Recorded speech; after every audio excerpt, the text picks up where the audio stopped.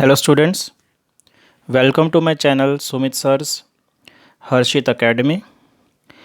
आज का हमारा लेक्चर नंबर 3 है of this chapter which is very important in degree engineering maths. अगर आपको मेरे यहाँ से कोचिंग लेना है या कोई भी आपको कोई डाउट है किसी भी सम में, तो आपको ये नंबर पे मुझे आप व्हाट्सएप कर सकते हैं। My number is 9427859769। Lecture number 1 और लेक्चर नंबर 2 में मैंने थियोरी कवर किया था कॉम्प्लेक्स नंबर्स का।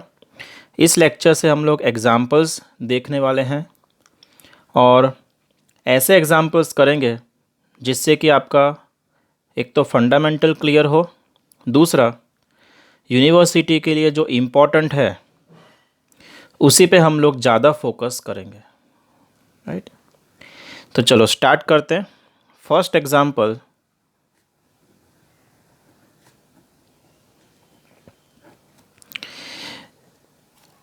आर्ग्यूमेंट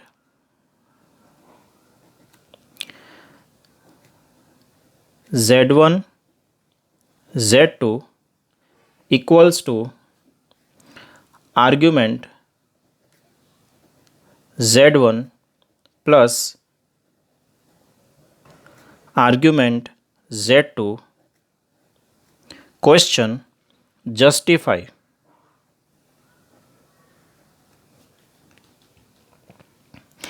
तो देखो, पहले तो क्वेश्चन का मीनिंग समझते हैं कि इसमें आपको दो फंक्शंस, या फंक्शन नहीं बोल सकते, कॉम्प्लेक्स नंबर्स, दो कॉम्प्लेक्स नंबर्स है Z1 Z2, उसका आर्ग्यूमेंट जो है।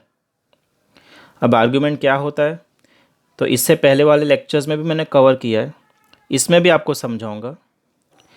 सो आर्ग्यूमेंट दो कॉम्प्लेक्स नंबर्स का अलग अलग आर्ग्यूमेंट निकालोगे तो उसका समेशन जितना होगा, यानी कि Z1 Z2 का आर्ग्यूमेंट एक इकट्ठा हम लोग निकालेंगे, उसके बाद आर्ग्यूमेंट Z1 और आर्ग्यूमेंट Z2 को प्लस करेंगे तो दोनों सेम आते हैं कि नहीं वो आपको जस्टिफाई करना है। जस्टिफाई का मतलब वेरीफाई, यानी स्कूल में हम सीखते थे प्रूव दैट, वैसा आपको करना है। चलो तो समझते हैं कि भाई आर्ग्यूमेंट क्या है, क्योंकि पूरा क्वेश्चन आर्ग्यूमेंट पे ही है। तो आर्ग्यूमेंट का मैंने आपको फॉर्मूला लिखाया था, that argument of Z is what it is only theta, यानी कि क्या होता है, it is only angle, it is only angle theta. अच्छा, तो अभी हम देखते हैं कि सपोज़ मैं फंक्शन लेता हूँ, सपोज़ मैं कॉम्प्लेक्स नंबर लेता हूँ Z equals to R E raise to I theta. तो लेट लिखता हूँ, right, let Z equals to R E raise to I theta. तो उसमें आर्ग्यूमेंट क्या होगा, तो मैंने यहाँ क्या लिखा है, एंगल। आर्ग्यूमेंट क्या होता है, एंगल। अब इसमें एंगल आर भी नहीं है, आर तो होता है मॉड्यूलस, ई होता है exponential, I is symbol for imaginary number. तो एंगल क्या बचा, थीटा, यानी कि इसमें एंगल है थीटा, इसलिए इसका क्या आएगा, argument of Z will be only theta.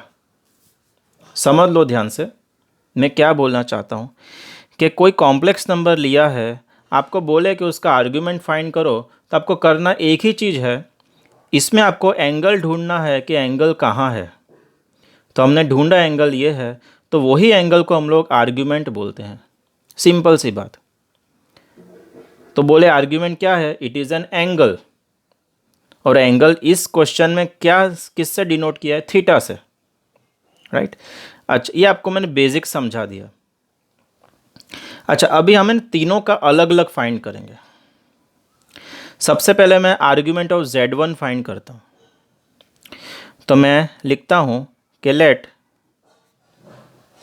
Z1 equals to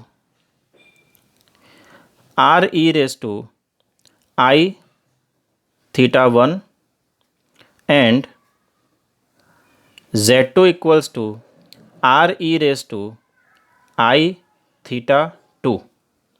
क्या फ़र्क है? 1 है z तो थीटा भी 1 है, z 2 है तो थीटा भी 2 है। अब इसका क्या मिलेगा हमको argument? So argument of z1 will be only theta 1। ठीक है, क्योंकि इसमें हमको सिर्फ एंगल देखना है, एंगल तो थीटा 1 है, थीटा 1 आ गया। अब इसका अगर आर्ग्यूमेंट ढूंढना है, आर्ग्यूमेंट ऑफ z2, तो देखो R E raise to sorry argument of z2 will only be theta 2। खत्म, इतना। अच्छा, अभी ये आप देखो कि आर्ग्यूमेंट ऑफ z1 थीटा 1 है तो यहाँ लिख सकते हैं, इसके बदले क्या लिख सकते हैं? थीटा 1। आर्ग्यूमेंट ऑफ z2 है थीटा 2 तो इसके बदले थीटा 2 लिख सकते हैं। तो हमने दोनों की इसकी वैल्यू फाइंड कर ली कि इसकी वैल्यू थीटा 1 है, इसकी वैल्यू थीटा 2 है। अब इसकी वैल्यू फाइंड करते हैं। ठीक है, तो देखो ध्यान से कि z1 इंटू z2 क्या आएगा? तो z1 की वैल्यू लिखते हैं पहले कि z1 की वैल्यू है R E raise to I theta 1 into, क्योंकि z1 z2 के बीच में क्या है? डॉट। z1 और z2 के बीच में क्या है? डॉट। इसलिए यहाँ भी मैंने डॉट रख के अब z2 की वैल्यू जो ये है R E raise to I theta 2, वो मैं यहाँ लिखूँगा R E raise to I theta 2।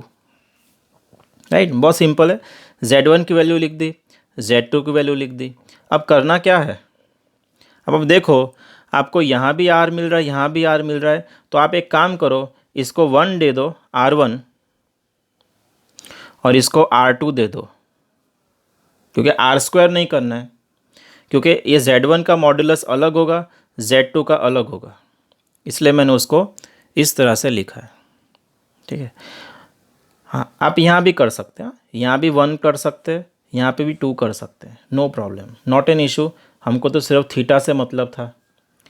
अच्छा, अभी इसमें मल्टीप्लिकेशन करोगे तो r1 इंटू r2 हो जाएगा और e raise to I theta 1 into e raise to I theta 2 हो जाएगा। इसमें हम लोग एक फॉर्मूला यूज़ करेंगे जो हम स्कूल में भी यूज़ करते थे। फॉर्मूला क्या है? X raise to M into X raise to N equals to X raise to M plus N. क्या कर रहा हूँ मैं? पावर का एडिशन कर रहा हूँ। क्यों किया? क्योंकि देखो ये x और ये x तो सेम है, एक्स एक्स सेम, उसी तरह से ई सेम। फ़र्क कहाँ है? पावर में।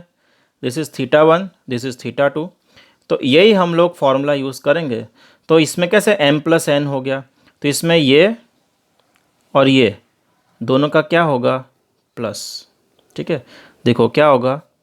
r1 into r2 E raise to I theta 1 plus I theta 2 power में। अब वो पावर में से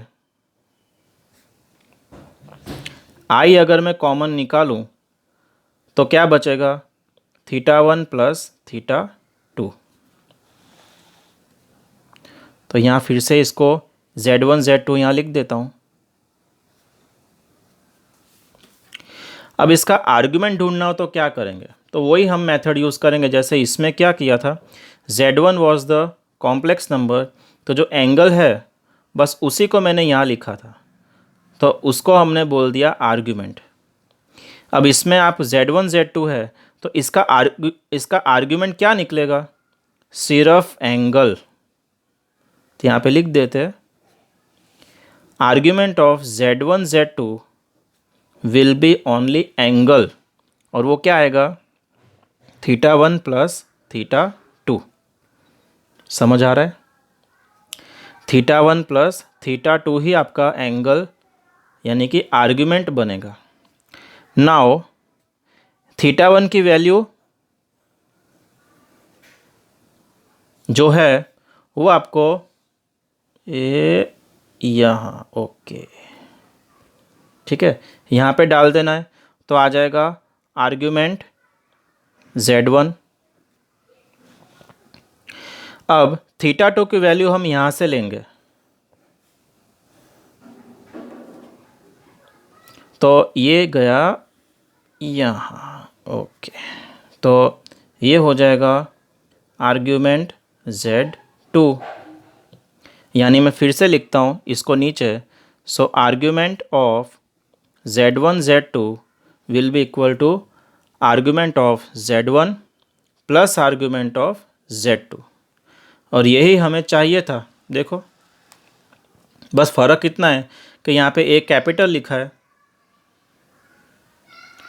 और यहाँ पे a स्मॉल लिखा है, बस।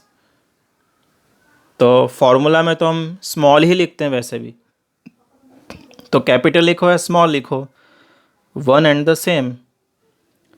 So this is your answer justification. तो आप लिख दो hence it is justified, right. बस इस तरह से इस क्वेश्चन को सॉल्व करना है। ये क्वेश्चन भी यूनिवर्सिटी में पूछा हुआ है, 2 मार्क्स में आपको ये पूछ सकते हैं। इसके नेक्स्ट वीडियो में एक और एग्जाम्पल यूनिवर्सिटी के लिए इम्पॉर्टेंट हम लोग देखेंगे, ठीक है। Thanks for watching. जितना हो सके मेरे चैनल को दूसरों को शेयर कीजिए। अपने कॉलेज का कोई ग्रुप हो, व्हाट्सएप ग्रुप, उसमें भी आप मेरे वीडियोस का लिंक भेज सकते हैं, ताकि आपको जैसी हेल्प मिल रही है वैसी दूसरों को भी हेल्प मिले। और अगर आपको ऑनलाइन ट्यूशन्स कोचिंग मेरे साथ करना है तो आप इस नंबर पे मुझे व्हाट्सएप या तो कॉल कर सकते हैं। बहुत ही नॉमिनल फ़ीस रखा है, सभी के लिए, सबको पोसा जाए ऐसी फ़ीस रखी है, right. Okay, thanks for watching, all the best, score very good marks, thank you.